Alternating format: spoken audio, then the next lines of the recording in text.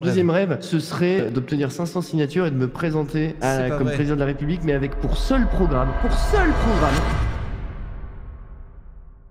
Si vous aviez des compétences hors du commun que les plus grandes boîtes s'arrachent à des prix astronomiques, je suis prêt à parier que vous vous vendriez au plus offrant. Et à part si la boîte en question est une boîte monstrueuse avec une réputation vraiment horrible, je ferai probablement pareil car j'aime avoir la sensation que je troque mon temps de vie contre le maximum d'argent possible. Le temps, c'est mon bien le plus précieux, y a pas de mal à vouloir le rentabiliser au maximum. Et bien aujourd'hui, je vous propose un échange avec une personne aux compétences hors du commun qui s'assoit régulièrement sur des quantités énormes d'argent car les motivations de sa vie sont ailleurs. Qu'est-ce qui peut motiver un génie au-delà de l'argent? C'est ce que je vous propose de découvrir aujourd'hui avec Colin Brigatto, codeur, DevOps, hacker, pentester, mais aussi et surtout fripon des temps modernes.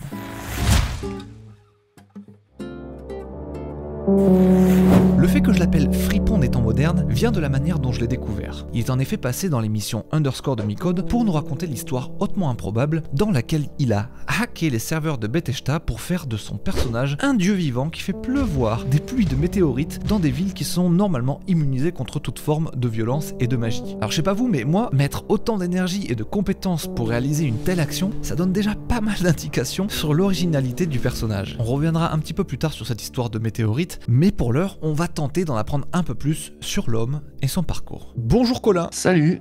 Bonjour Colin, en peignoir. En peignoir Sonic. Voilà, je vais pas faire la promo, mais c'est un pseudo officiel, ou en tout cas, sinon c'est une très belle contrefaçon. Il y a un gros Sonic derrière. Et parce que voilà, je sortais de la douche. Il est méga stylé, je kiffe. Colin, qui es-tu? D'où viens-tu? Quel âge as-tu? Tu vois le genre de truc habituel, quoi. Qui je suis, alors là, c'est la question horrible depuis toujours. Enfin, personne ne peut répondre à ça, à part les gens qui vraiment ont décidé de ce qu'ils étaient. D'où je viens? Alors, je viens d'un petit village, à la frontière entre la Gironde et Lens. C'est par là que je viens aussi, hein. Enfin, je viens C'est de Bordeaux. vrai? Je viens de Bordeaux. Ah oui, mais moi, j'ai connu Bordeaux, j'ai passé toute mon enfance à Bordeaux, c'est ça, voilà. Quel nom peux-tu donner à ton métier? Quels sont tes métiers aujourd'hui? Ouais, non, mais elle est fabuleuse, c'est là.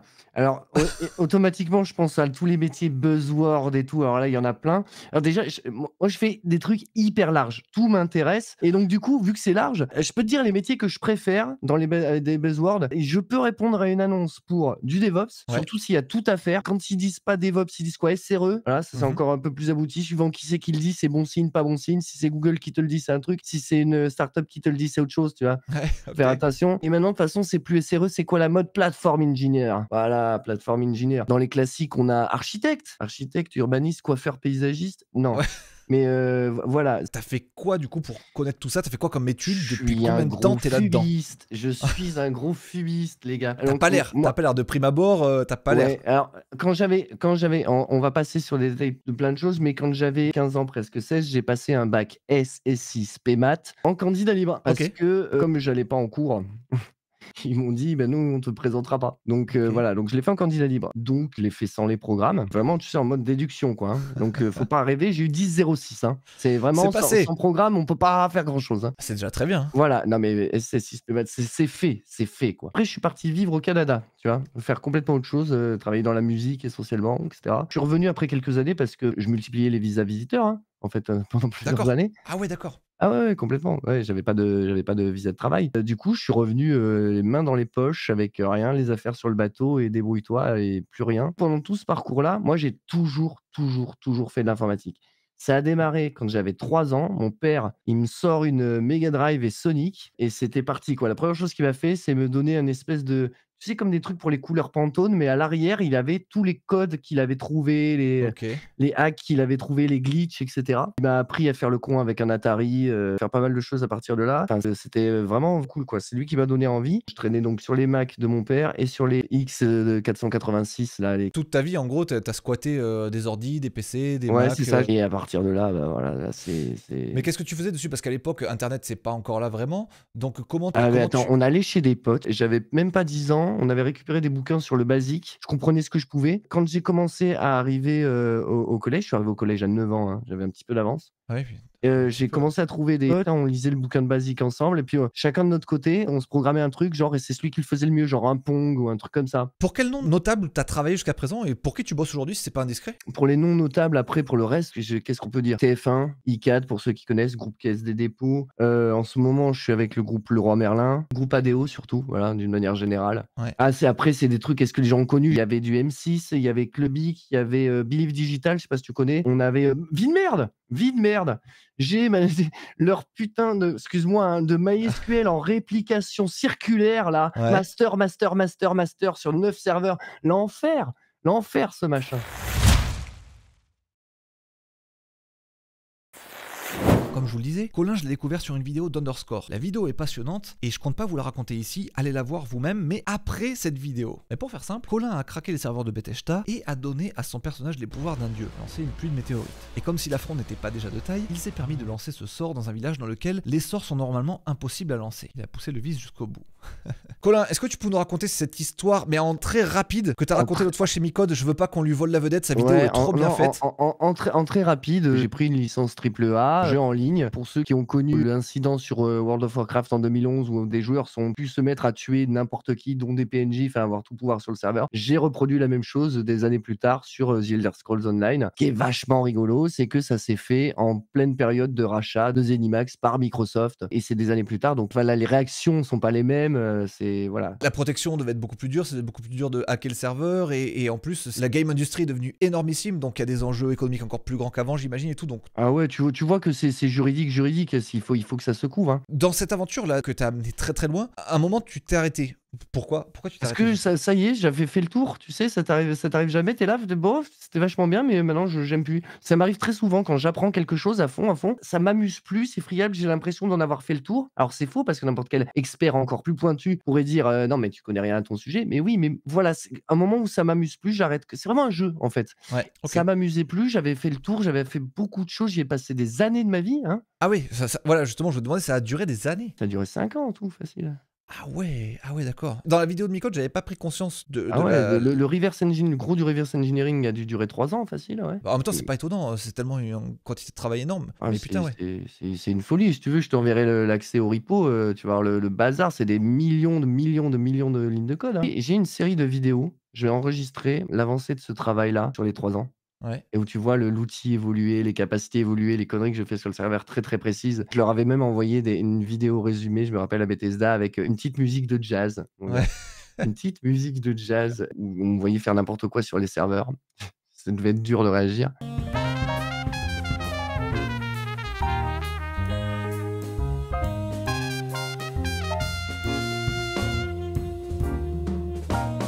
J'étais dans une position où, je me suis attaqué à leur entre guillemets «à leur serveur» et à Ouais. leur business, à ce qui les fait tous manger. Demander de l'argent, ça aurait été, de l'extorsion. Tu voulais pas avoir le rôle du méchant dans cette histoire, Non, c'était non, pas non, ton mais but, pas quoi. du tout. Moi, en fait, j'avais déjà pas été écouté sur pas mal de bugs, de tickets que j'avais envoyés. J'ai fini par faire des démos et puis, j'ai voulu m'amuser et m'amuser, c'était de faire ça en live aussi. Pendant que sur les forums, ça disait tous: «Non, non, il y a pas de cheater sur ce jeu, personne a la vraie preuve du cheat. Tiens, bah, regarde, voilà tout ce qu'on peut faire». Moi-même, je savais pas ce que je voulais et que je me rappelle quand, je félicite le RSSI quand même de ZeniMax d'être capable de voir gérer un mec comme moi qui savait absolument pas. Il a fait ça pour s'amuser et c'est tout et il aimerait continuer, en fait. Ça va être dur de l'arrêter et c'est ça, en fait, ils ont essayé de me dire: «Non, mais t'arrêtes et on te rend, ton compte banni, on te rend des objets dans la boutique, on te rend». Je dis: «Non, mais c'est bon, en fait, À un moment, je leur ai dit: «Bah, écoutez, on peut peut-être travailler ensemble» et là, ils ont mis 2 semaines, ils sont revenus vers moi, ils ont dit: «On peut pas parce que le juridique refuse de te faire un contrat. Pour nous, tu Ouais. existes pas en dehors de ces quelques mails et s'il faut, on ira tout en bloc parce que, on a la sensation que si on fait un contrat, tu vas le détourner d'une manière ou d'une autre, même sans faire exprès, parce que c'est cet esprit-là, en fait. C'est comme ça que tu es arrivé jusqu'à nous, en détournant ce Ouais. qui était Ouais. disponible et par jeu et tu risques de faire la même chose, même si c'est pas pour ton propre bénéfice, quoi». C'était peut-être un truc un peu sensé qu'il a dit à ce niveau-là, non? C'était complètement sensé. Le mec, il a extrêmement bien géré. Il m'a permis de continuer de faire l'idiot avec, quelques conditions et c'est moi qui ai, brisé ces conditions en faisant une fausse erreur quand, justement, quand j'en ai eu marre parce que justement, il fallait que ça s'arrête vraiment, tu vois? J'en ai fait le tour et que je m'empêche d'y retourner, un petit peu lascivement, nostalgiquement, Ouais. un truc dans lequel je m'enfonçais, tu vois? Qu'on dise: «Voilà, là, c'est fini» et putain, ils ont été heureux comme tout, de me bannir enfin mon Harvard ID, de dire enfin, je les ai sentis heureux comme tout. Tu devais être une sorte de bombe à retardement, une sorte d'épée de Damoclès au-dessus de leur tête, J'avais tellement ça. trouvé le moyen d'obtenir les installeurs et les builds de preview presse ou de développement. Donc des fois, les développeurs, ils me voyaient sur leur serveur de développement arriver comme ça: «Coucou, Qu'est-ce que tu fais là, toi? non mais je comprends, mais Qu'est-ce je que comprends tu que ce fais soit là? pas je comprends qu'ils aient pas aimé». Le jour où je leur ai montré ça, ils m'ont dit: «Oui, alors attends, Bethesda, il y a du bug bounty et tout». Je fais: «Non, non, ça n'arrivera pas, non. Ouais, Non, ouais, non, garde ta monnaie. ouais.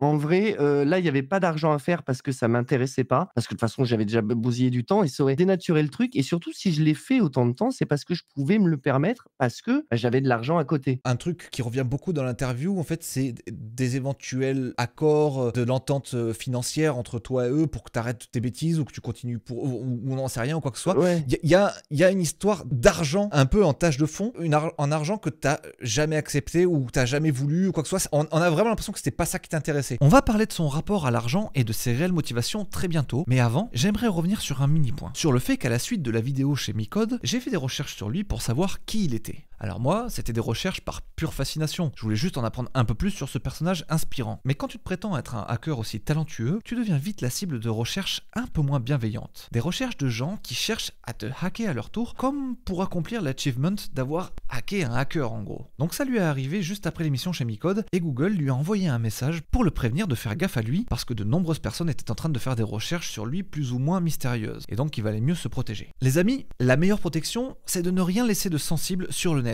et en particulier d'éviter de faire fuir ses mots de passe. Eh bien, c'est exactement la problématique à laquelle répond Locknest, notre partenaire du jour. Pour stocker des mots de passe et données sensibles, nous autres développeurs, nous avons l'habitude d'utiliser des services comme OnePassword, Bitwarden ou encore Dashlane. Ces solutions sont très pratiques mais partagent tout le défaut d'être dans le cloud. Si ces services se font hacker, c'est toutes vos informations confidentielles qui deviennent le butin de personnes mal intentionnées. Avec Locknest, vous avez exactement le même fonctionnement, sauf que rien n'est stocké dans le cloud. Tout est stocké dans une petite clé physique qui se connecte à votre ordinateur par USB ou Bluetooth. C'est bien plus sécurisé et je dois admettre être agréablement surpris par l'UX qu'il propose. Déjà, il propose des utilitaires pour pouvoir importer dans votre clé physique tous vos mots de passe de service dont on parlait plus tôt. Moi qui utilise normalement OnePassword, en 2-3 clics, j'avais tous mes mots de passe dans ma clé physique. Ensuite, ça fonctionne exactement pareil que les autres services. Dès que vous rencontrez un formulaire qui vous demande vos identifiants, Locknest, de par sa connexion Bluetooth ou USB, vous propose de remplir tout ça à votre place. Ma seule crainte, c'est qu'avec tous mes mots de passe dans une clé physique, j'étais un peu terrorisé à l'idée de la perdre et de perdre toute ma vie numérique. Eh bien les amis, Locknest a pensé à vous bien entendu. Comme pour les clés d'appartement, il est possible de faire des doubles de vos clés. Si vous en perdez une, il vous reste un double à la maison, aucun problème. Vous pouvez faire des exports chiffrés en CSV et dupliquer votre clé en toute simplicité. Si vous voulez renforcer votre sécurité et vous extraire de votre dépendance au cloud, pensez à Locknest, qui est une boîte très smart développée par des Français. Bien joué à vous les amis, je pense que je vais envoyer 2 clés à ma mère qui galère tout le temps avec des gestionnaires de mots de passe en ligne. Avec l'âge, elle arrive pas trop à gérer tout ce genre de trucs, donc je me dis qu'avec une clé physique, ça peut marcher un peu mieux. Si ça marche, vous êtes vraiment des génies et vous me sortez vraiment une énorme épine du pied. Je vous dirai ça dans une prochaine vidéo. Allez, merci Locknest, on retourne à l'interview de cette personne absolument fascinante.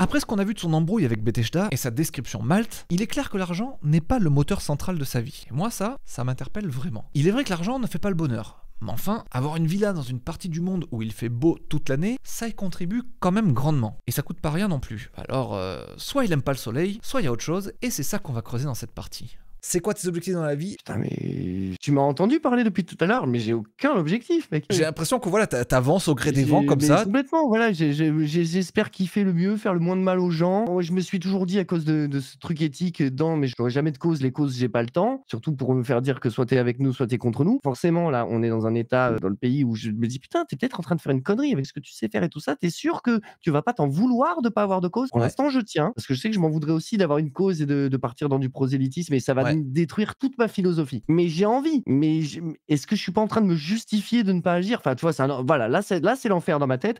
Mon rêve, ce serait qu'il n'y ait pas ce problème-là. Là. Ouais, parce que tu Ce serait sais que qu'on soit pas obligé. t'as les pouvoirs d'un super-héros, tu pourrais les utiliser à bon escient, mais c'est quoi le bon escient? Mais attends, sous prétexte que tu as des pouvoirs, que tu t'es fait par passion, par Ouais, jeu, que tu n'es ouais. même pas capable d'énumérer, dont on a oublié une partie parce que t'es passé à autre chose, qui pourront éventuellement te resservir plus tard si ton cerveau veut bien te les redonner, Ouais. tu vois? Mais parce que j'en ai plein des trucs comme ça. Hein. Et tu sais qu'il y a des molécules qui atterrissent sur les neurotransmetteurs. On sait que si la chaîne carbonée a telle position sur tel cercle, la potence, ça devrait être 10 fois moins potent, mais telle molécule a quand même une très bonne potence. Tu te dis, ah, attends, c'est le SAR paradoxe, structure activité. Putain, connais un nombre de trucs en biochimie, en conneries, mais je m'en fous. Tu vois, c'est pas des pouvoirs que je garde qui deviennent des responsabilités. Il y a même des trucs à réapprendre, des trucs qui deviennent obsolètes. Mon but, c'est de perdre mon temps, d'avoir bien perdu mon temps, que ça ait été marrant. J'aime bien cette J'ai phrase. voulu écrire des papiers, mais dès que je fais une recherche, un truc, je me dis, ah, vas-y, les gens le feront, ils retrouveront, c'est bon, moi, voilà. Mon but, c'est de bien perdre mon temps. Ça, c'est Ouais. un bon objectif de vie. Ton rêve, du coup, c'est de bien perdre ton temps, quoi. J'ai pas de rêve. Quand je peux te dire, quand j'étais petit, je voulais être ninja agent secret. Tu y es plus ou moins, t'as Ouais, réussi. un peu des 2 ninja agent secret, c'est ça. Mais là, on serait pas en train de parler parce que Ouais. Oui, oui, oui, ça serait plus très secret.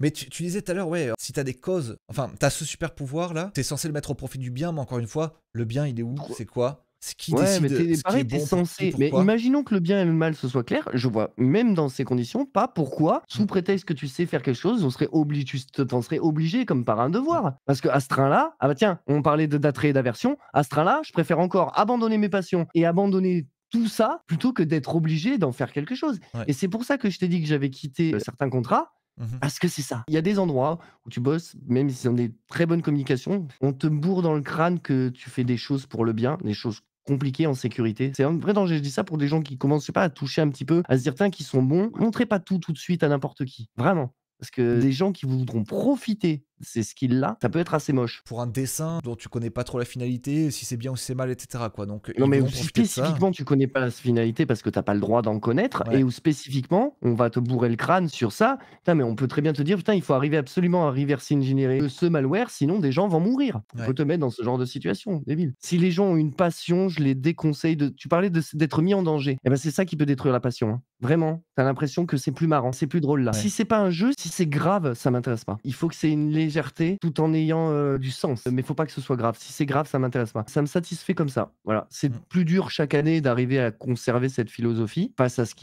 à l'extérieur, aux gens qui souffrent, Mmh parce que mh. c'est facile d'arrêter de regarder les infos et d'arrêter de regarder d'écouter les conneries qu'on nous impose, mais fermer les yeux sur les gens qui souffrent, ça, c'est dur. Tiens, un de mes rêves, tu sais, quand on a commencé à avoir des espèces de pages JS qui te minaient du bitcoin, sans que tu le saches. Ouais, moi, j'aurais bien aimé faire une fondation, en fait, où, tu donnes du cycle CPU pour générer du bitcoin et où Ouais. cette fondation ne distribue ses bitcoins et cet argent qu'aux sans-abri et tout ça, et Ouais. cetera. Voilà, une fondation et dont le financement aurait été entièrement basé sur les cycles CPU ou GPU donnés par les autres. Et tout ce qu'ils auraient eu à donner, c'est voilà, de Ouais. l'idle quand ils font rien, Ouais. ça génère du bitcoin et avec ça, bah, ça c'était mon rêve ça. Je sais que j'aurais ni les épaules ni quoi, mais c'était pas mal dans l'idée. Bah ouais, ça c'était stylé. Ça C'était ça c'est j'ai vraiment failli. ton deuxième rêve, Colin, ton Mon deuxième rêve. deuxième rêve, ce serait d'obtenir 500 signatures et de me présenter C'est pas comme vrai? président de la République, mais avec pour seul programme, de démissionner si je suis élu. Alors vas-y, le décompte du nul, des nuls et des blancs. Si le mec, son seul programme,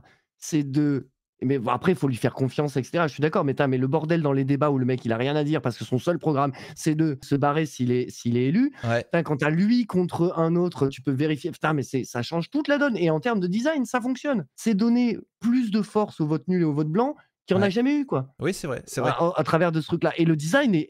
Moi, mon kiff, quand je suis pas en train de péter des systèmes, j'aime bien construire des systèmes où le design fonctionne par essence, tu vois. J'imagine qu'il y a des gens qui connaissent mieux et qui vont m'expliquer pourquoi c'est pas possible. Ouais. Moi, je suis sûr que c'est possible. Qu'est-ce qui empêche techniquement, en dehors des aléas que tu es en train de me dire qui sont de l'opinion et de l'influence, je sais pas, j'ai peut-être raté un article de loi qui dit on n'a pas le droit de se présenter sans programme. Auquel cas, il y en a pas mal qui seraient dans la merde. Alors, pareil, je te dis que je foutais jamais rien moi-même. J'ai eu envie de le faire, mais non, j'aimerais que quelqu'un d'autre le fasse.